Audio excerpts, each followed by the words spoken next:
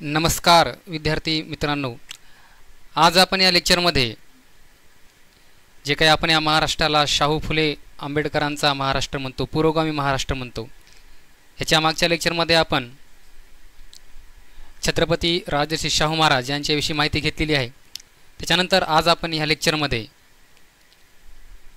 शिक्षणाचे आद्यजनक, स्त्रीउद्धारक आणि आधुनिक भारताचे शिल्पकार म्हणून ज्यांचा आपण नेहमीच उल्लेख करत असतो, क्रांतिसूर्य म्हणत असतो आपण त्यांच्याविषयी खूप काही गोष्टी अशा सांगता येतील की शिक्षणाविषयी या भारतामध्ये जर सर्वोत्तम क्रांती कोणा घडवून आणली असेल तर तिथे आपल्याला ज्या महापुरुषाचं नाव घेता येईल ते नाव म्हणजे महात्मा ज्योतिबा फुले. त्यांच्याबद्दल असं म्हणता येईल, अनंत काळाच्या गर्भातून आलेली ती गुलामी होती, धर्माच्या नीतीतून एकाने लादलेली, धर्माच्याच भीतीतून दुसऱ्याने स्वीकारलेली ती एक संवेदनहीन व्यवस्था होती. तिला स्त्री म्हणून तुडवणारी, तर त्याला शूद्र म्हणून हिणवणारी, तर कधी इथल्याच भूमिपुत्राला मातीत गाडणारी, तपल्या वाळवंटातील एक संपणारी न संपणारी ती एक रात्र होती. मग एक सूर्यक्रांतीचा त्या अंधाराला चिरत आला, तो वंशबळीचा वाळवंटाला पेरीत आला, नव्या युगाचे वेद घेऊनी मानवतेचा बोधक आला, असत्यावर मात करुणी एक सत्यशोधक आला. आणि असा सत्यशोधक कोण? तर महात्मा ज्योतिबा फुले. आपण राष्ट्रपिता गांधी यांना म्हणतो, पण त्याच्या आधी, त्यांच्या आधी जर कोणी या भारतामध्ये महात्मा झाला असेल तर ते म्हणजे महात्मा ज्योतिबा फुले. आता यांना आपण महात्मा का म्हणतो, एक थोर समाज सुधारक का म्हणतो, शिक्षणाचे आद्यजनक का म्हणतो, ज्यांनी या शिक्षणाला एवढं महत्त्व का दिलं, त्यांनी शिक्षणाचं महत्त्व या समाजाला, या देशाला, या जगाला पटवून देताना काही गोष्टी सांगितल्या. त्या गोष्टी तुम्हाला या व्हिडिओच्या सुरुवातीला सांगतो. ते नेहमी म्हणायचे की विद्येविना मती गेली, मतीविना नीती गेली, नीतीविना गती गेली, गतीविना वित्त गेले, वित्ताविना शूद्र खचले, आणि इतके सारे अनर्थ एका अविद्येने केले. म्हणजे ज्याला शिक्षणाचं महत्त्व नाही, ज्यानं शिक्षण घेतलं नाही, तो व्यक्ती या जगामध्ये पुढं कधीही जाऊ शकणार नाही आणि त्याच्या आयुष्यामध्ये ते काहीही करू शकणार नाही. आणि आतापर्यंत या मागासलेल्या या दलितांचे, दिनांचे, गरिबांचे, गोरगरिबांचे, शेतकऱ्यांचे हे जे काही हालापेष्ट झाला, यांच्यावर जे काही अन्याय झाला, या सगळ्याचं कारण दुसरं तिसरं काहीच नसून ती त्यांची फक्त असणारी अविद्या आहे. त्यांच्या अंगी जर शिक्षण असतं तर त्यांचा आतापर्यंत जे काही हालापेष्टा झालेल्या आहेत त्या झाल्या नसत्या, असं एक खरतड आणि संकल्पपूर्वक मत महात्मा ज्योतिराव फुले यांचं होतं. त्यांच्याविषयी आज आपण या लेक्चरमध्ये माहिती घेणार आहोत. तर सर्वप्रथम आपण त्यांच्या बालपणाविषयी माहिती घेऊयात. तर महात्मा ज्योतिराव फुले यांचा जन्म 11 एप्रिल 1827 रोजी पुणे या ठिकाणी झालेला आहे. त्याच्यानंतर त्यांचे नाव ज्योतिबा गोविंदराव फुले आणि त्यांचे मूळ गाव जे होते ते कडगुण, तालुका सटाव, आणि सटाव हा तालुका सातारा जिल्ह्यामध्ये येतो, हा तर आपल्या सगळ्यांना माहीतच आहे. त्यांच्या आईचे नाव चिमणाबाई आणि त्यांचे वडील जे आहेत त्यांचे जे काही पूर्वीचे जे नाव होते ते होते गोरे. त्यांचे वडील जे होते ते फुलांचा व्यवसाय करत होते आणि या व्यवसायाहूनच त्यांचे नाव नंतर पुढे चालून फुले असे पडलेले आहेत. आणि त्याच्या पूर्वीचं नाव जर काय आहे तर त्यांचं पूर्वीचं आडनाव जे आहे ते गोरे, गोविंदराव गोरे असं त्यांचं नाव आहे. आता बघा, त्याच्यानंतर 1 वर्षाचे असताना त्यांचे ज्या आई आहेत चिमणाबाई यांचे निधन झालेले आहे. आता 1 वर्षाचे असताना ज्यांची आई निधन पावलेली आहे अशा व्यक्तीचं पुढचं आयुष्य कसं असणार आहे, किती दुःखानं भरलेलं असणार याचा आपण विचार करू शकतो. तर 1 वर्षाचे असताना त्यांच्या आईचं निधन झालं आणि त्याच्यानंतर त्यांचा जो काही सांभाळ केलेला आहे, ज्योतिरावांच्या ज्या काही बहीण आहेत त्यांनी त्यांचा या ठिकाणी पुढचा सांभाळ केलेला आहे. त्याच्यानंतर बघा 1834 वडील गोविंदरावांनी ज्योतिबांना मराठी शाळेत टाकलेलं आहे आणि त्यांचं शिक्षण सुरू झालं. मराठी शाळेतून जी शाळा शिकण्यास सुरुवात केली त्यांनी. त्याच्यानंतर 1838 मध्ये ब्राह्मणांच्या सल्ल्यावरून, बघा ब्राह्मणी कावा पहिल्यापासूनच आहे आणि ब्राह्मण या देशामध्ये पहिल्यापासून शिक्षणाच्या विरोध आहेत. त्यांना माहीत आहे या देशातल्या जर सर्व लोकांनी शिक्षण घेतलं तर आपलं काही खरं नाही. आपण जे काही थोटांड या देशामध्ये सांगत असतो, जे काही अंधश्रद्धा पसरवत असतो, यांच्या मनामध्ये जी काही भीती लादवत असतो आणि ज्या गोष्टीचा वापर करून ते आपल्याला या गुलामीचा वापर करून आपल्याला जे काही अन्याय करतात ह्या गोष्टी ते अन्याय करणार नाहीत. कारण ते शिक्षण घेत नाहीत. आणि आपण जर शिक्षण घेतलं तर आपल्या ह्या सगळ्या गोष्टी समजण्यासारख्या होतील आणि मग तर आपण याच्यावर राज करू शकणार नाहीत. म्हणून या ब्राह्मणांनी इथून कावा केलेला आहे की त्यांच्या वडिलांना सल्ला दिला की तुम्ही ज्योतिरावांना शाळेत न घालता तुमचा जो काही पारंपरिक तुमच्या घराचा जो काही व्यवसाय आहे, बागकाम फुलांचा व्यवसाय, तो तुम्ही चालू ठेवा. आणि यांच्या सांगण्यावरून त्यांच्या वडिलांनी त्याला शाळेतून काढलं. आणि तरीही काढलं जरी असलं तरी ज्योतिरावांनी 4 वर्षातच त्यांचं जे काही मराठी शिक्षण होतं ते त्या ठिकाणी पूर्ण केलेलं आहे. या ठिकाणी आपण जे काही ब्राह्मणाचं थोटांड आहे याच्यावरून आपण समजून घेऊ शकतो की महात्मा ज्योतिराव फुले हे शाळेत असताना त्यांना शाळेतून काढण्याचा सल्ला जर कोणी दिला असेल तर त्या ब्राह्मणाने दिला आहे. म्हणजे ब्राह्मणाच्या मनामध्ये किती हीन दर्जाची एक संकल्पना आहे की शिक्षण कोणीच घेऊ नये. कारण त्यांना सगळ्यात मोठी भीती आहे की जर हे लोक शिकले तर आमचं या ठिकाणी काहीच चालणार नाही आणि त्यांना हे होऊ द्यायचं नाही. म्हणून त्यांनी ज्योतिरावचं शिक्षण पूर्ण होणे म्हणून त्यांच्या वडिलांना सांगितलं की तुम्ही त्यांचं शिक्षण बंद करा. आणि त्यांच्या वडिलांनी त्यांचं शिक्षण जे आहे ते मनचुकील केलं आहे. त्याच्यानंतर बघा, ज्योतिबाबांचे शिक्षण परत सुरू करण्यासाठी काही लोकांनी परत आग्रह धरला आहे. कारण ज्योतिराव हे शाळेत असताना इतके हुशार आणि इतके तत्पर होते की कोणतीही गोष्ट ते समजण्यासाठी त्यांना 2 मिनिटंही लागायची नाहीत. पाढे असेल, मराठी शिक्षण असेल, काही बी असेल, गणित असेल, ते एका सेकंदामध्ये त्याचं उत्तर काढून देत होते. म्हणून त्यांचं शिक्षण पुढं चालू राहावं यासाठी काही लोकांनी त्या ठिकाणी प्रयत्न केला. त्याच्यामध्ये प्रामुख्यानं नाव घेतलं जाते गफार बेग मुन्शी यांनी त्यांच्या वडिलांना सांगितलं की तुम्ही त्यांना परत शाळेत घाला. त्याच्यानंतर ख्रिस्ती धर्मोपदेशक मिस्टर लिजिट साहेब यांनी देखील प्रयत्न केला आहे की ज्योतिरावांचं शिक्षण पुढं सुरू झालं पाहिजे आणि त्यांच्या वडिलांनी नंतर त्यांना शाळेत घातलेलं देखील आहे. त्याच्यानंतर बघा, 1840 वयाच्या 13व्या वर्षी, आता इथं जास्त काही शॉक होण्याचं कारण नाही, कारण पहिला काळच असा होता की आपण कोणत्याही मुलाचं जे लग्न आहे, मुलीचं लग्न आहे ते खूप लहान वयामध्येच करायचं. इव्हन त्यांचा जन्म जरी झालेला नसला तरी आपण त्यांच्या पोटातच लग्न लावायचो. तर इथं तर ज्योतिराव 13 वर्षांचे आणि सावित्रीबाई फुले ह्या 7 वर्षाच्या आहेत. तर ज्योतिराव 13 वर्षाचे आणि सावित्रीबाई फुले ह्या 7 वर्षाच्या असताना त्यांचा विवाह झालेला आहे. आणि आपण नेहमी म्हणतो की एका यशस्वी व्यक्तीच्या मागं एक खंबीरपणे जर एखादी महिला असेल, एखादी स्त्री असेल, तर त्या व्यक्तीची जी काही यशाची पायरी आहे तो यशाच्या पायरीवर जाण्यासाठी त्याला कोणीही रोखू शकत नाही. आणि अशाच या महामानवाला, महापुरुषाला, क्रांतीसूर्याला साथ देण्यासाठी त्यांच्या आयुष्यामध्ये सावित्रीबाई फुले यांचं आगमन झालेलं आहे. त्याच्यानंतर बघा,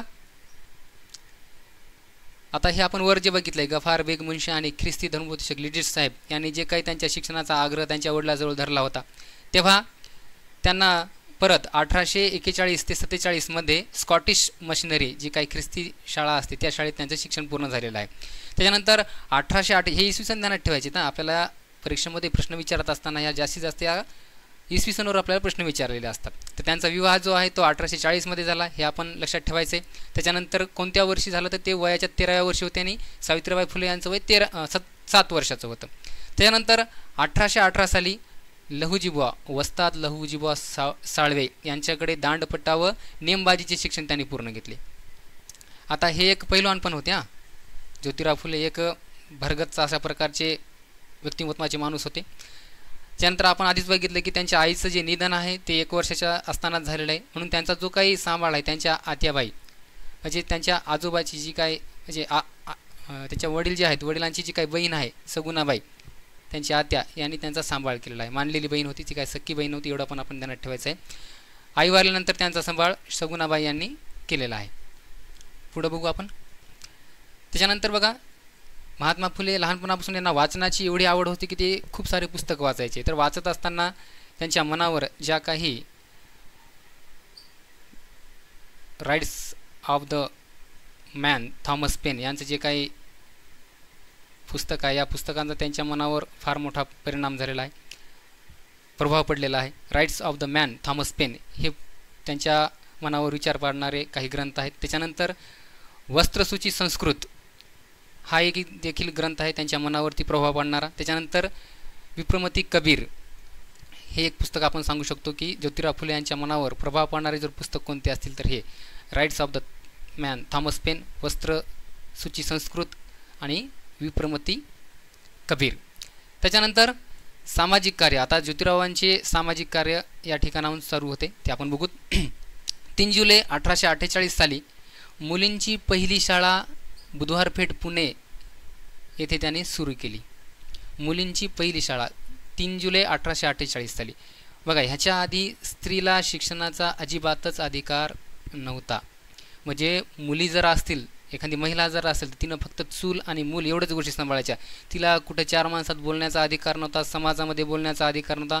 तिनं फक्त घरीच राहायचं, घरचेच कामं करायचे आणि एक गुलामीचं प्रतीक असणारी, तिला हीन म्हणून तिला नेहमी छळत आलेली ही जी काही समाजाची वृत्ती होती ही आपण या ठिकाणी ओळखून घेऊ शकतो. तर याच्या आधी स्त्रियांना शिक्षण दिलं गेलं नव्हतं. ह्या काळामध्ये आपण जाणून घेऊ शकतो की महात्मा ज्योतिराव फुले यांचा विचार किती प्रबळ असायचा. 1848 3 जुलैची तारीख आणि पहिली शाळा पुण्याच्या बुधवारपेठ येथे त्यांनी सुरू केलेली आहे. आणि ही या भारताच्या इतिहासामध्ये सर्वोत्तम घडलेली क्रांती, कारण ह्याच्या आधी मुलींना कधीही शाळेमध्ये शिक्षण दिल्या जात नव्हतं.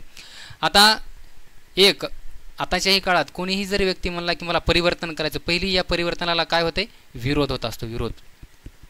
आणि हे जे काही ज्योतिरावांनी जे काही पाऊल उचललं होतं हे तर या मनुवादी, या ब्राह्मणवादी व्यवस्थेच्या एवढं विरुद्ध होतं, त्याच्या छाताडावर लात मारण्यासारखं होतं. म्हणून ही व्यवस्था त्यांना न पटणारी होती. मग ज्योतिरावांना ह्या शाळा काढताना, हे पाऊल उचलताना एवढे प्रॉब्लेम आणि एवढे संकट आलेले आहेत, परंतु या संकटांना ज्योतिरावांनी अजिबात मानलेलं नाही. त्यांच्या छातीवर लात ठेवून एक नाही, आपण समोर बघणार की त्यांनी किती शाळा काढलेल्या आहेत. तर ही पहिली शाळा 1848 कुठं, तातासाहेब भिडेंचा वाडा पुणे बुधवारपेठ येथे पहिली शाळा पुण्यातली त्यांनी काढलेली आहे. त्याच्यानंतर बघा, आणि हे करण्यासाठी त्यांना जी काही प्रेरणा मिळालेली आहे ती मिस फरार यांच्याकडून त्यांनी ती प्रेरणा घेतलेली आहे. त्यांच्या शाळेतल्या ज्या काही पहिल्या विद्यार्थिनी आहेत त्यांना आपण भाग्यवान विद्यार्थिनी म्हणतो. बघा, या महात्मा ज्योतिराव फुलेंच्या ज्या शाळेमध्ये पहिल्या ज्या 6 विद्यार्थिनी होत्या त्यांना माहीत आहे असेल का की त्यांचं नाव कधीतरी 21व्या शतकामध्ये 2025च्या शतकामध्ये त्यांचं आपण वाचन करणार आहोत, त्यांचे नाव आपण वाचणार. त्यांनी कधी विचार केला का? पण नाही. आपण त्यांना भाग्यवान विद्यार्थिनी म्हणू शकतो की त्यांनी या महात्मा ज्योतिराव फुले यांच्या पहिल्या शाळेमध्ये शिक्षण घेतले. त्यांचे नाव बघा, सुमती मोकाशी, त्याच्यानंतर दुर्गा देशमुख, माधवी थत्ते, सोनू पवार आणि जिनी कर्डिले ह्या पहिल्या त्यांच्या शाळेमध्ये शिकणाऱ्या विद्यार्थिनी आहेत. तर ह्या आपण लक्षात ठेवायच्यात. त्याच्यानंतर बघा पुढं, आता आपल्या भारतातलीच नव्हे तर अखंड जगामधली एक परिस्थिती आपण लक्षात घेऊ शकतो की जर एखादा पुरुष महिलांना शिकवत असेल तर त्याच्याकडे बघण्याचा दृष्टिकोन आपल्या समाजातील लोकांचा वेगळाच असतो. आणि ही सगळ्यात मोठी खेदाची बात आपल्या भारतातली आहे की एखादा पुरुष जर एखाद्या महिलेला शिकवत असेल तर त्याच्यावर टीकास्त्र चालवल्या जाते, त्याच्यावर एवढे शब्द बोलले जातात, विचित्र घाणेरड्या शब्दामध्ये त्याचं वर्णन केलं जाते. आता ज्योतिरावांचं जे काही लग्न आहे ते आपण बघितलं की 1840 कोणासोबत झालेलं आहे, सावित्रीबाई फुले यांच्यासोबत.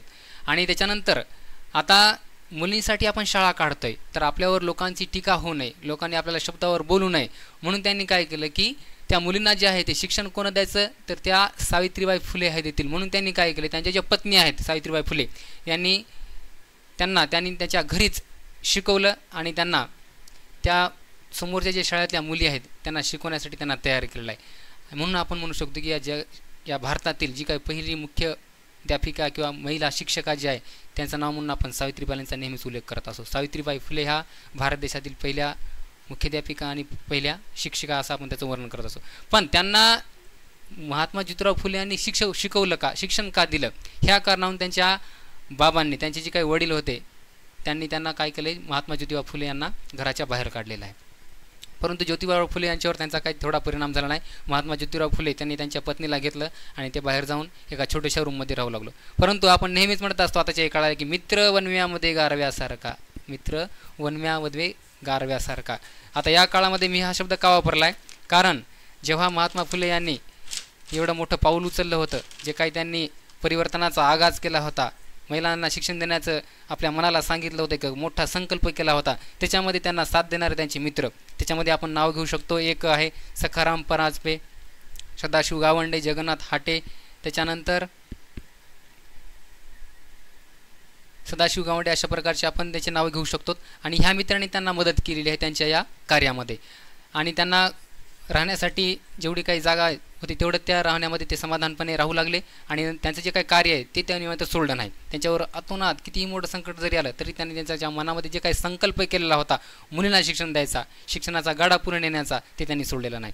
त्याच्यानंतर बघा 3 जुलै 1851 मुलीसाठी त्यांनी परत एक शाळा चालू केली. आपण पहिली शाळा बघितली कधी चालू केली, त्याच्यानंतर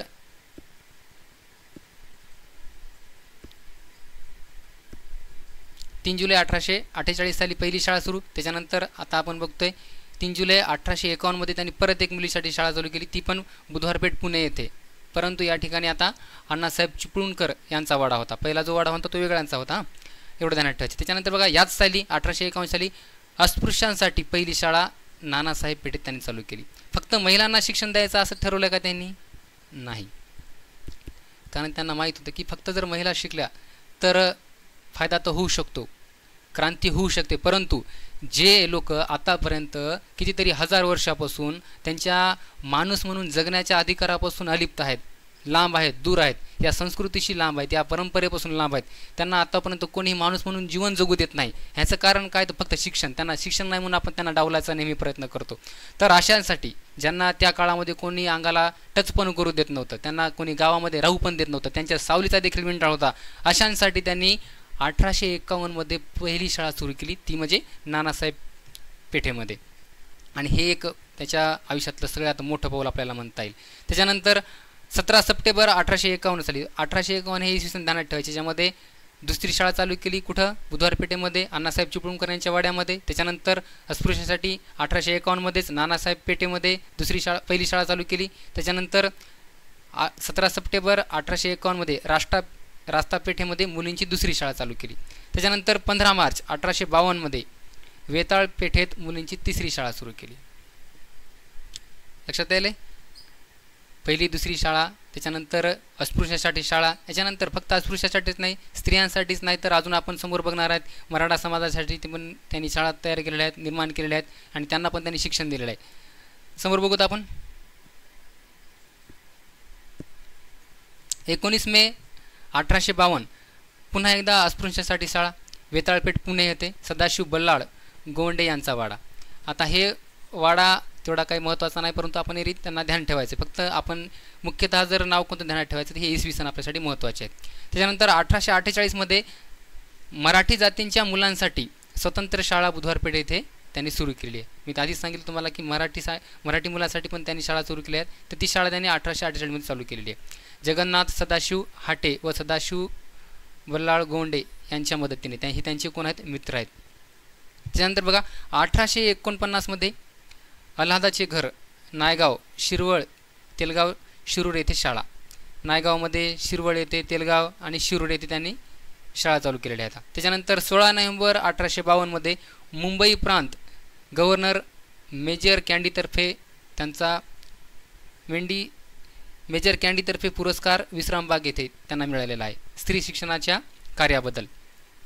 आता महात्मा ज्योतिराव फुले हे जेव्हा त्यांचं घर सोडून राहायचे, त्यांच्या वडिलांनी जेव्हा त्यांना त्यांच्या घरातून काढून दिलं होतं, तेव्हा त्यांनी जे काही त्यांचं कार्य होतं ते चालू ठेवलं होतं, मुलींना शिक्षण देण्याचं. ते थांबवलं होतं का त्यांनी? नाही. मग ह्याची खबर कोणाला लागली? मुंबई प्रांतचे काही मेजर कँडी जे आहे गव्हर्नर, त्यांना लागली. म्हणून त्यांनी एक असं चांगलं पाऊल उचललं, एक क्रांतिमय पाऊल उचललं. म्हणून त्यांचा विश्रामबागेमध्ये मेजर कँडी यांच्यातर्फे त्यांना सत्कार करून त्यांना गौरवण्यात आलं आणि त्यांना पुरस्कार देण्यात आला. एवढंच नाही तर त्यांच्या पुढील कार्यासाठी त्यांना लेबर कॉन्ट्रॅक्ट दिला मेजर कँडी यांनी. त्यांची हलाखीची जी परिस्थिती होती, ते घर सोडून राहत होते, तर त्यांची जी काही आर्थिक परिस्थिती होती ती सुधारण्यासाठी त्यांना लेबर कॉन्ट्रॅक्ट दिला, आणि इथून महात्मा फुले यांची जी काही परिस्थिती आहे ती सुधारायला लागली. परंतु याच्यामधून ज्या लेबर कॉन्ट्रॅक्टमधून जे काही मिळणारा पैसा होता ते त्यांनी स्वतःच्या खर्चासाठी न वापरता ते त्यांनी सगळा जो खर्च आहे तो शिक्षणावरती वापरलेला आहे. आणि ते कोणाच्या? स्त्री, अस्पृश्य आणि जे काही मागास बहुजन संख्य वर्ग आहे त्यांच्या शिक्षणासाठी त्यांनी त्यांचा उपयोग केलेला आहे. त्यानंतर 1852मध्ये दलितांसाठी पहिले वाचनालय सुरू केले. दलितांसाठी पहिले वाचनालय 1852मध्ये. बघा, शाळा तर चालू केलीच, पण त्यांचा अभ्यास व्हायसाठी एक चांगलं वातावरण असायला पाहिजे, त्यांना पुस्तक मिळायला पाहिजेत, म्हणून वाचनालयाची सगळ्यात जास्त गरज आहे. आता अस्पृश्य समाजातील मुलं म्हणजे हे एक तर यांच्याकडे पैसा नसणार आहे, ते गोरगरीब कुटुंबातील असतील, मग ते पुस्तक कुठून घेणार? आपण त्याला शाळा शिकवतोय, पण ते पुस्तक कुठून घेणार? वाचणार कुठून? म्हणून त्यांच्यासाठी वाचनालय देखील त्यांनी स्वतः सुरू केलेलं आहे. त्यानंतर 10 सप्टेंबर 1853मध्ये महार मांग लोकास विद्या शिकवण्याकरिता मंडळी ही संस्था काढली.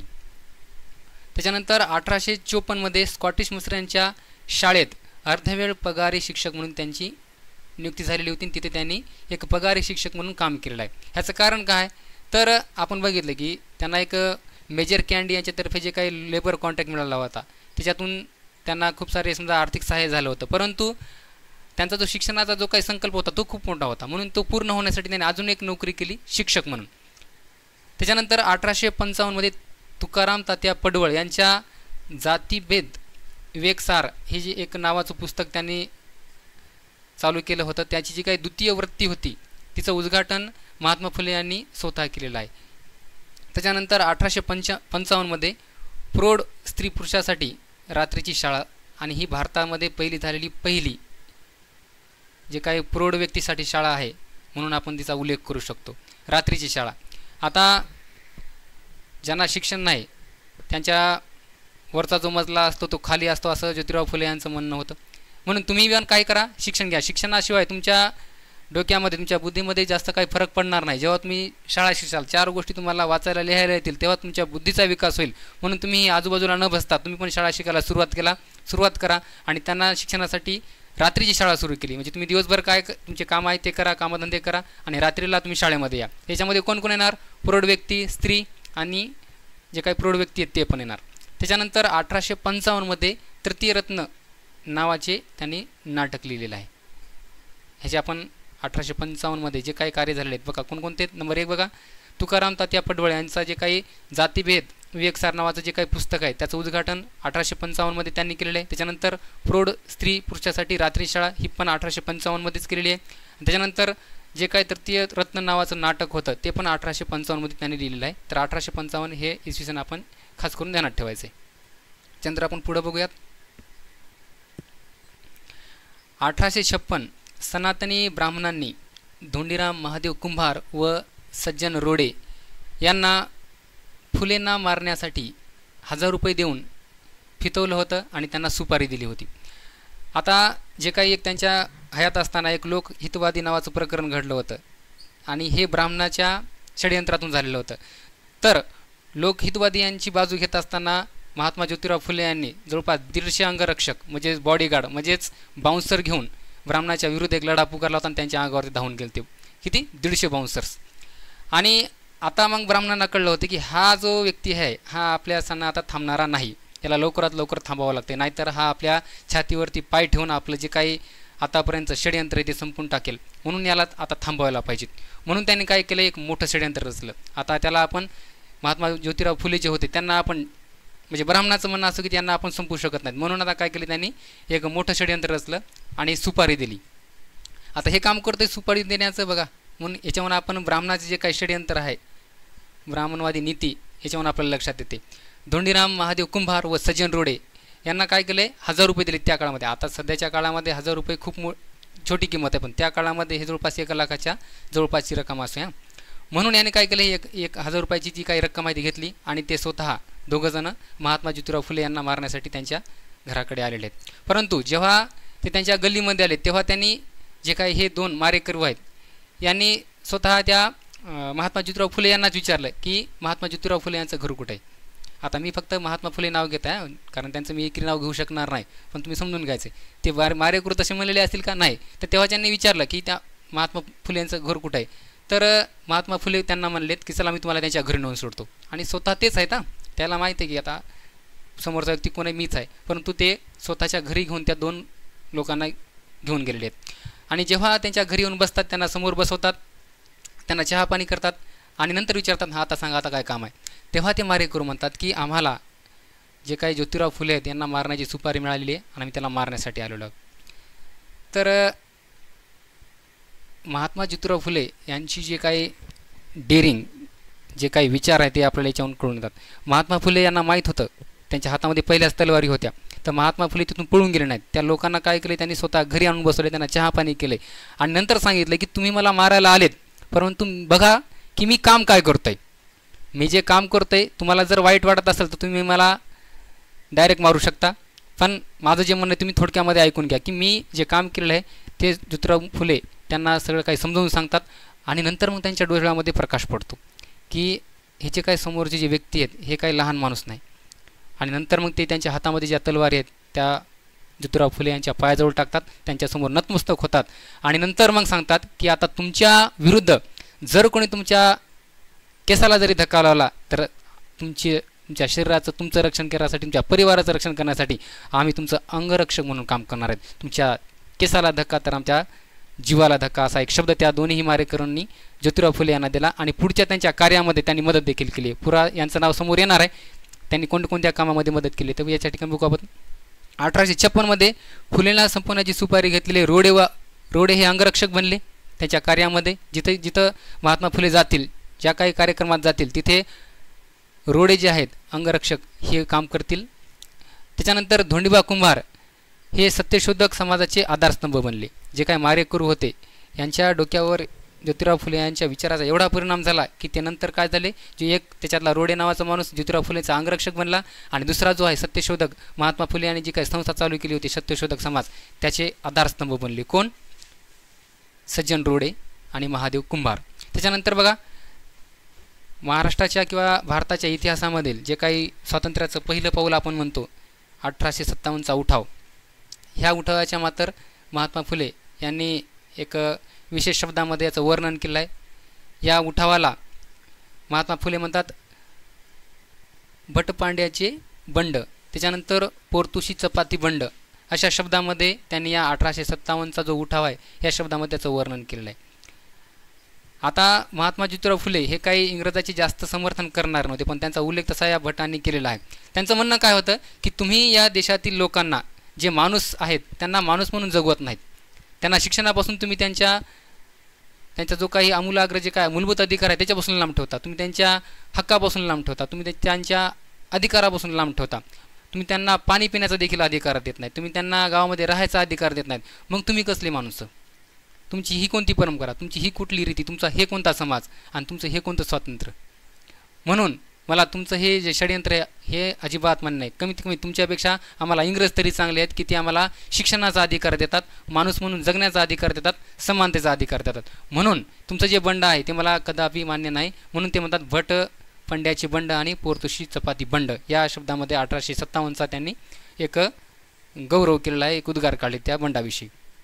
म्हणजे याचा अर्थ असा नाही की ते ब्रिटिश धार्जिणे होते, परंतु त्यांच्या जे काही शिक्षणाविषयक जे काही धोरण होते त्यांचं महात्मा फुले यांनी निश्चितच समर्थन केलेलं आहे असं आपण म्हणू शकतो. त्याच्यानंतर आता सगळ्यात महत्त्वाचं सांगायचं म्हणलं तर आपण महात्मा फुले यांचं नाव घेतलं की पहिल्यांदा ब्राह्मणाच्या पायाखालची जमीन हादरल्यासारखं होतं. ब्राह्मणाचा सगळ्यात मोठा या भारतातला शत्रू कोण असेल डॉक्टर बाबासाहेब आंबेडकर यांच्या आधीचा, तर ते म्हणजे महात्मा फुले. महात्मा फुले म्हणलं की ब्राह्मणाला शॉक लागतो, एक त्यांच्या छातीमध्ये लात मारल्यासारखं होते, त्यांच्या अस्तित्वाला धोका निर्माण झाल्यासारखं होते. म्हणून हे नाव खूप मोठं आहे. म्हणून महात्मा फुले हे एक भारतातल्या जे काही स्वातंत्र्य चळवळी जी होती त्याच्यातले सगळ्यात मोठे जर आपण समाजसुधारक म्हणून त्याचा गौरव केला तरी काही वावगं ठरणार नाही. त्यानंतर बघा 1863 बालहत्या प्रतिबंधक गृह स्थापन, आणि हे पंढरपूर या ठिकाणी त्यांनी केलेलं आहे. आता बालहत्या म्हणजे काय बघा, त्या काळामध्ये आपण बघितलं की एखाद्या मुलाचं असेल किंवा मुलीचं असेल हे लग्न आपण खूप लहान वयामध्ये करायचो. मग अशा या लहान वयामध्ये लग्न केल्याच्यानंतर एखाद्या मुलीचा जो काही समजा नवरा आहे, पती आहे, ते जर समजा 15-16 वर्षामध्येच त्याचं निधन झालं आणि तेव्हा त्या मुलीचं वय किती असणार आहे, मग 10 वर्ष किंवा 12 वर्ष. मग आता तरी आपण समजा 60 वर्षापर्यंत जगतो, पण पहिल्या काळातले माणसं जवळपास 80 ते 100 काळापर्यंत जगत होते, 100 वर्षापर्यंत. मग 12 वर्षाच्या नंतर जो काही 100 वर्षाचा काळ आहे, 80 वर्षाचा काळ आहे, हा काळ त्या मुलीने एकट्याने कसा जगायचा? परंतु त्या काळामध्ये जर एखाद्या स्त्रीचा, एखाद्या मुलीचा नवरा असेल, पती असेल, तो जर वारला तर तिला दुसरा विवाह करण्याची परमिशन नव्हती आणि तिच्यावर मग छळ केला जायचा. कोणता छळ केला जायचा की तिचे जे केस आहेत डोक्याचे ते कापल्या जायचे, केशवपन केल्या जायचं. म्हणजे बघा ही ब्राह्मणाची किती कूटनीती होती, याची किती म्हणजे दलिंदर समाज होता हा, आपल्याला अन्यायाच्या दडक्यात टाकणारा. आता बघा मी तुम्हाला या ठिकाणी सांगतोय की काय, एखाद्या मुलीचा जर पती वारला तर तिचे केशवपन करायचे, त्याच्यानंतर तिला एक बंद 4 भिंतीच्या आतमध्ये तिला राहायसाठी ठेवायचे. म्हणजे तिला एक विकृप दर्जाची वागणूक, विकृप प्रकारचं तिचं वर्णन केलं जायचं आणि तिला एका बंदिस्त घरामध्ये ठेवल्या जायचं. आणि आता या घरामध्ये राहत असताना तिच्यावर पुन्हा आजूबाजूच्या लोकांचा तिला छळ करायला त्याला परमिशन मिळायची. या मुलीचा या बाकीच्या लोकांकडून काय व्हायचा, छळ व्हायचा. मग या ठिकाणाहूनच काय व्हायचं,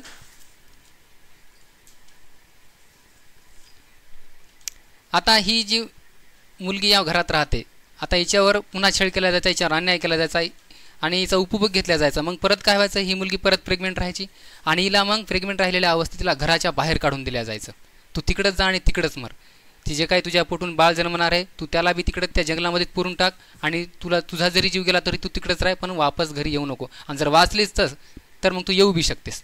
म्हणजे बघा, एखादी गरोदर महिला आहे, एखादी गरोदर मुलगी आहे, तिला आपण घरातून बाहेर काढून देतोस आणि तिथं डॉक्टर नाही, कोणीच नाही, आजूबाजूलाही कोण नाही. अशा परिस्थितीनं तिची प्रसूती जी आहे ती जंगलामध्येच करायची आणि तिला जे मूल झाले तिचं संगोपन पण करायचं नाही.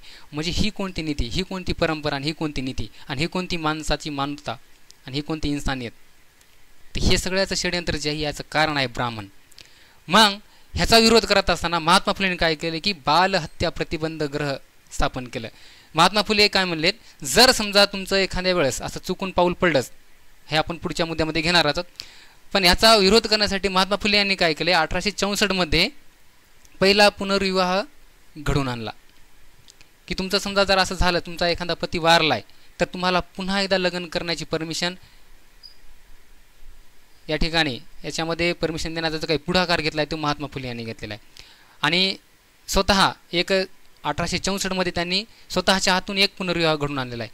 8 मार्च 1864 गोखलेंच्या बागेत शेणवी जातीतील 18 वर्षाच्या, बघा किती वय आहे, 18 वर्षाचा असताना तिचा जो पती आहे तो वारलेला आहे, म्हणून तिला आपण विधवा म्हणलो या ठिकाणी. तर या शेणवी जातीतील एका मुलीचा पुनर्विवाह त्यांनी घडून आणलेला आहे. कुठं? गोखलेंच्या बागेत, शेणवी जातीतील. त्याच्यानंतर बघा 1865 केशवपनाची प्रथा त्यांनी बंद करण्यासाठी नाव्यांना सांगितलं की तुम्ही हे बंद करा, हे पाप आहे, हे थोतांड आहे, तुम्हाला या मुलींचं जे आहे, या महिलांचं आहे, खूप मोठं पाप मिळणार आहे, म्हणून तुम्ही हे गोष्टी करू नका, केशवपन बंद करा. म्हणून त्यांनी काय केलं आहे, त्यांचा जो काही संप आहे तो या तळेगाव या ठिकाणी त्यांनी घडून आणला. आणि त्याच्यानंतर 1867 हे आपण समोर बघणार. याच्या आधी आपण या पुनर्विवाहाबद्दल बोलू. 70 वर्षाच्या एखाद्या म्हाताऱ्या व्यक्तीसोबत या मुलीचं लग्न लावून दिलं जात होतं पहिल्या काळामध्ये. आणि तिला म्हणत होतो आपण, त्याचं नाव आहे एक स्पेशल, त्याला म्हणतो आपण जरट कुमारी विवाह. म्हणजे 16-17 वर्षाच्या मुलीचा विवाह, 15 वर्षाची जर मुलगी असेल तर तिचा विवाह कोणासोबत करायचा आहे, 17 वर्षाच्या म्हाताऱ्यासोबत. आता मला सांगा, हे 17 वर्षाचं 70 वर्षाचं हे म्हातारा आहे, हे या मुलीसोबत राहू शकते का? हे परतही मरणार आहे. मग परत या मुलीनं काय करायचं आहे, जेव्हा ही 30 वर्षाची होईल तेव्हा हे किती वर्षाचं होईल, 85 वर्षाचं होईल. जेव्हा ही 40 वर्षाची होईल तेव्हा हे 100च्या पलीकडं, म्हणजे हे राहणार आहे, काही पुचकून जाणार आहे मधातच. मग या मुलीचा परत एकदा विवाह करायचा आहे का? मग हिला परत काय करायचं आहे, विधवा म्हणून छळायचं आहे, तिचे केशवपन करायचे आणि तिला छळायचं आहे. म्हणजे ही एक क्रूर प्रकारची प्रथा या ठिकाणी आहे, मानल्या गेलेली आहे. परंतु हिचा जे उल्लेख महात्मा ज्योतिराव फुले यांनी केलेला आहे तो एक घनिष्ठ प्रथा म्हणून, आणि हिला बुडासकट उपटून टाकण्याचं काम महात्मा ज्योतिराव फुले यांनी केलेलं आहे. आणि त्यांनी सांगितलं की तुमचा जे काही आहे, त्या रूममध्ये राहणारी मुलगी तुम्हाला सांगितलं आहे, तर चुकून एखाद्या विधवेला समजा महात्मा फुलेंनी काय सांगितलं की चुकून एखाद्या विधवेचा चुकीचं पाऊल पडू शकतो, ती एखाद्या वेळेस प्रेग्नेंट राहू शकते, गर्भवती राहू शकते, परंतु तुम्ही तुमच्या जीवाचं बरं वाईट करायचं नाही, तुम्ही माझ्याकडे या, तुम्ही माझ्या घरामध्ये राहा. सावित्रीबाई फुले जे आहेत ते तुमचा आई म्हणून सांभाळ करतील आणि मी तुमचा पिता म्हणून सांभाळ करेल. आणि त्यांच्या पोटून जे काही मुलगा जन्माला येणार आहे, जे मूळ जन्माला येणार आहे, त्याचं मी संगोपन करणार आणि त्याला स्वतः माझं नाव देणार आहे. म्हणजे एवढी डेअरिंग कोणी करते का बघा, पण एवढी डेअरिंग, एवढं धाडस महात्मा ज्योतिराव फुले यांचं होतं. आणि ही जी काही प्रथा आहे कोणती केशवपन करण्याची, ही तर त्यांनी बुळासकट बंदच करून टाकली. त्याच्यानंतर एखाद्या मुलीचा जो काही पती आहे वारला असेल, तिला पुन्हा एकदा लग्न करण्याची परमिशन महात्मा ज्योतिराव फुले यांच्यातर्फे मिळालेलीच आहे. त्यांनी पहिला पुनर्विवाह घडून आणला. त्याच्यानंतर हे जे काही जरट कुमारी विवाह आहे याला पण त्यांनी विरोध केलेला आहे. अशा प्रकारचं महिलाच्या बाबतीत जर एक ठोस क्रांतिमय परिवर्तनाचा आगाज जर कोणा केला असेल तर तिथे आपण एकच नाव घेऊ शकतो आणि ते म्हणजे महात्मा ज्योतिराव फुले. तर खास करून मुलीसाठी मी या ठिकाणी सांगेल की तुमच्यासाठी महात्मा ज्योतिराव फुले हे देवापेक्षा कमी नाहीत. महात्मा ज्योतिराव फुले हे देवापेक्षा कमी आहेत का, हे तुम्हाला कमेंटमध्ये सांगायचं आहे. आता ती जर प्रथा आतापर्यंत जर चालू असती तर आपण ह्या प्रथेला बळी पडलो असतो का नाहीत, ह्याचं उत्तर मुलींनी मला या ठिकाणी कमेंटमध्ये सांगायचं आहे. त्याच्यानंतर बघा, त्यांच्या बाबतीतला सगळ्यात मोठा जो प्रसंग आहे तो म्हणजे 1867 रायगडावरती शिवाजी महाराजांची समाधी सर्वप्रथम शोधून काढणारा पहिला महापुरुष म्हणजे ज्योतिबा फुले. त्यानं काय केलं आहे, ते रायगडावरती गेलेत. त्याच्या आधी कोणीही महात्मा ज्योतिराव फुले यांच्या आधी शिवाजी महाराजांची जी काही समाधी आहे ती कोणीही शोधण्याचा प्रयत्न केला नव्हता. परंतु स्वतः महात्मा ज्योतिबा फुले रायगडावरती गेलेत, त्यांची समाधी शोधून काढली आणि तिचा जीर्णोद्धार केला. जीर्णोद्धार करण्यासाठी त्यांनी इंग्रज सरकारकडे निवेदन केले आणि ही समाधीची व्यवस्था जी आहे ती सरकारने स्वतःकडे घ्यावी असा देखील अर्ज केलेला आहे. आणि तेव्हापासून ही जी काही छत्रपती शिवाजी महाराजांची जी काही समाधी आहे रायगडावरती आपण दरवर्षी जात असतो, तर तिचा जीर्णोद्धार करण्याचं सगळं श्रेय जर कोणाला जात असेल आणि ती शोधून काढण्याचं श्रेय कोणाला जात असेल आणि या देशामध्ये सर्वप्रथम शिवजयंती करण्याचा जर प्रयत्न कोणी केला असेल आणि त्याचा मान जर कोणाला आपल्याला मिळवून द्यायचा असेल तर ते आहेत महात्मा ज्योतिबा फुले. एवढं एक थोर कार्य त्यांनी त्यांच्या हातून घडून आणलेलं आहे. त्याच्यानंतर 1868 अस्पृश्यांसाठी स्वतःची विहीर दिली. त्या काळामध्ये आपण आताच बघितले की अस्पृश्य समाज जो होता त्यांना सार्वजनिक तलाव असेल, सार्वजनिक विहीर असेल, या ठिकाणी त्यांना येऊ दिलं जात नव्हतं. त्यांना पाणी तर दूर, त्यांना तिथं त्यांची सावलीही पडू देता येत नव्हती. अशा एवढं एक क्रूर प्रकारची त्या ठिकाणी व्यवस्था होती. परंतु अशा परिस्थितीमध्ये 1868 महात्मा ज्योतिराव फुले यांनी तहानलेल्यांना पाण्याची व्यवस्था करून देण्यासाठी स्वतःची विहीर जी आहे ती खुली करून दिलेली आहे. त्याच्यानंतर 1868 त्यांचे जे वडील आहेत गोविंदराव फुले यांचं निधन झालेलं आहे. हे इसवी सन आपण ध्यानात ठेवायचं आहे. महात्मा ज्योतिराव फुले यांचे जे वडील आहेत गोविंदराव फुले यांचं जे निधन आहे ते 1868 झालेलं आहे. त्याच्यानंतर 1869 ब्राह्मणांचे कसब हा ग्रंथ लिहिला कोणी? महात्मा ज्योतिबा फुले यांनी. त्याच्यानंतर याची जी प्रस्तावना आहे ती बाबा पद्मनजी यांनी लिहिलेली आहे. त्याच्यानंतर शिवाजी महाराज पोवाडा कुलवाडी भूषण हा सर्वत्रच प्रचलित आहे, तुम्ही गुगलवर बघू शकता. कुलवाडी भूषण नावाचा जो काही पोवाडा आहे तो कोणी लिहिलेला आहे? महात्मा ज्योतिराव फुले यांनी. छत्रपती शिवाजी महाराज यांचं पहिल्यांदा जर कुलवाडी भूषण म्हणून वर्णन कोणी केलं असेल तर ते आहेत महात्मा ज्योतिबा फुले. ते पोवाडा तुम्ही सगळ्यांनी गुगल करून बघायचा आहे. त्याच्यामध्ये महात्मा ज्योतिराव फुले यांनी छत्रपती शिवाजी महाराजांचं एक उल्लेखनीय असं कार्य त्या पोवाड्याच्या माध्यमातून आपल्याला घडवून दिलेलं आहे, दर्शन घडवून दिलेलं आहे. आणि तो ऐकत असताना आपल्या अंगावरचे काटे शहारे जे म्हणतो आपण ते उभे राहत असतात. ते सगळ्यांनी आवर्जून एक ऐकायचं पण आहे आणि वाचायचं पण आहे. त्याच्यानंतर अखंडवादी काव्यरचना 1873 गुलामगिरी हा ग्रंथ त्यांनी लिहिलेला आहे. आता ब्राह्मणांनी शेतकऱ्यांची कशी लूट केलेली आहे, शेतकऱ्यावर कशा प्रकारचा अन्याय केलेला आहे हे जर तुम्हाला बघायचं असेल सगळ्यांनी गुलामगिरी नावाचा जो काही ग्रंथ आहे हा वाचायचा आहे. त्याच्यानंतर हा जो ग्रंथ आहे तो प्रश्न उत्तराच्या स्वरूपामध्ये आहे, हे आपण बघू शकतात. त्याच्यानंतर 18 जुलै 1880 मद्यपानास विरोध, पुण्यातील मद्यपान गृहात वाढ करण्याच्या सरकारी धोरणास त्यांनी विरोध केलेला आहे. आता विरोध करणारे पत्र पुणे नगरपालिकेच्या कार्यकारी मंडळ अध्यक्षाला त्यांनी लिहिलेलं आहे. म्हणजेच बघा, शिक्षणाला तर त्यांनी महत्त्व दिलेलंच आहे, परंतु त्यांनी त्याच काळामध्ये सांगितलं आहे की आपला जो काही समाज आहे, आपल्या समाजामध्ये राहणारे जे काही तरुण पिढी आहे ही जास्तीत जास्त कशाला बळी पडते तर ती मद्यपानाला. दारू, सिगरेट, गांजा हे जे आहे आताही आपण बघतो तर आपली जी तरुण पिढी आहे ती सगळ्यात जास्त बळी कशाला पडते तर व्यसनाला. तर मद्यपानास विरोध करणारे जे काही पहिलं पत्र जे आहे त्यांनी या नगरपालिकेच्या कार्यकारी मंडळाच्या अध्यक्षाला त्यांनी लिहिलेलं आहे. त्याच्यानंतर पालिकेला सांगितलं की तुम्ही या जे काही दारू आहे याच्या गुंत्यावर कर बसवा आणि कर एवढा बसवा की ही दारू कोणी विकतच नाही घेऊ शकलं पाहिजे.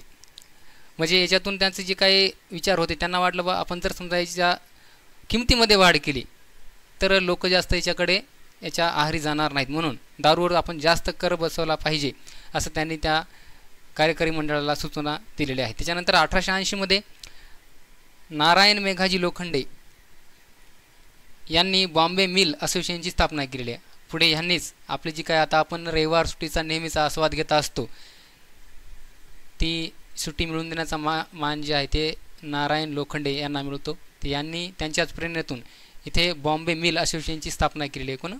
नारायण लोखंडे. त्याच्यानंतर 16 नोव्हेंबर 1882 स्त्री शिक्षणाचे आद्यजनक म्हणून ब्रिटिश सरकारने महात्मा फुलेंचा गौरव केलेला आहे. 16 नोव्हेंबर 1882 स्त्री शिक्षणाचे आद्यजनक म्हणून ब्रिटिश सरकारनं ऐरागैराने केलेला नाही मित्रांनो. स्त्री शिक्षणाचे आद्यजनक म्हणून महात्मा ज्योतिराव फुलेंचा गौरव कोणी केलेला आहे तर ब्रिटिश सरकारनं केलेला आहे. म्हणजे ब्रिटिश सरकार काय येडं होतं का? नाही. याच्यावरून आपण महात्मा ज्योतिबा फुले यांचं श्रेष्ठत्व लक्षात घेऊ शकतो की ब्रिटिश सरकार जर त्यांना स्त्री शिक्षणाचे आद्यजनक म्हणत असेल तर विषयच नाही. त्याच्यानंतर बघा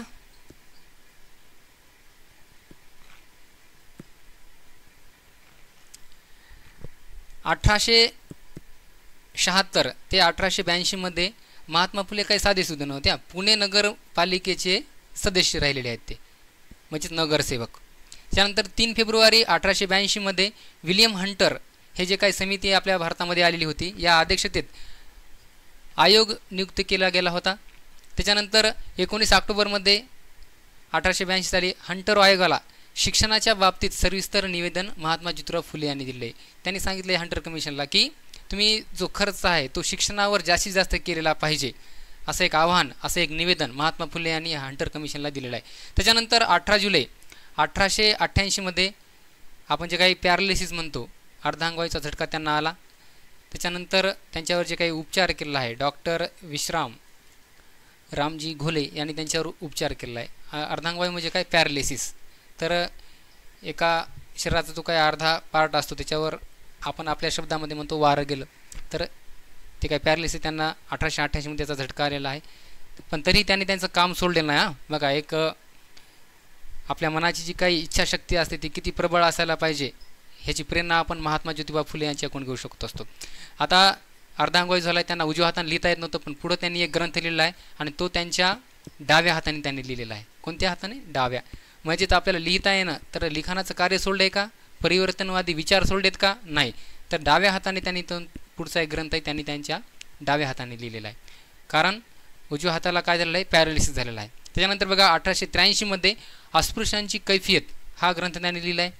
त्याच्यानंतर मी तुम्हाला सांगितलं की ब्राह्मणांनी शेतकऱ्यांची लूट कशा प्रकारची केली, हे जर आपल्याला बघायचं असेल तर शेतकऱ्यांचा आसूड हा ग्रंथ तुम्ही आवर्जून वाचायचा आहे. आणि हा ग्रंथ वाचल्याच्यानंतर आपल्याला कळून येईल की ब्राह्मणांनी, इथल्या मनुवाद्यांनी जे काही शेतकऱ्यांची काही लूट केलेली आहे ती कशा प्रकारे केलेली आहे हे आपण या महात्मा ज्योतिबा फुले यांच्या शेतकऱ्यांचा आसूड या ग्रंथातून जाणून घेऊ शकतो. 1885 मध्ये सुधारणेचे झाड हे चित्र तयार करून हजारो प्रती शेतकऱ्यांना फुकट वाटल्या.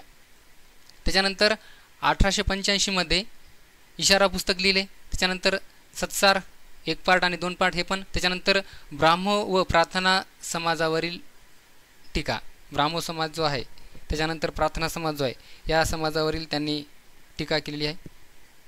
त्याच्यानंतर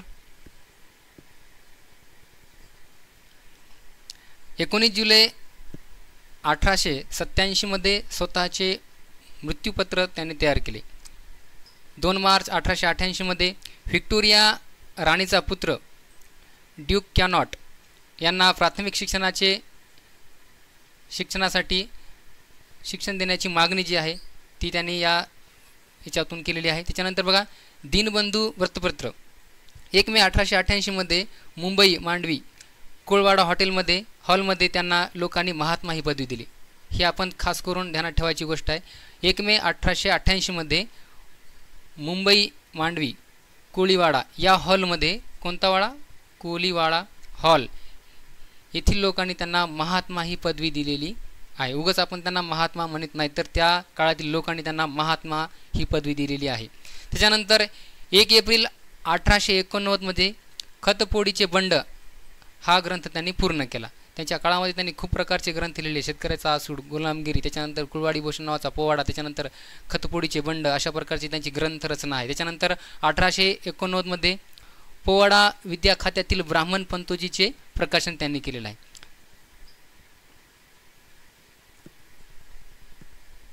त्याच्यानंतर बघूत आपण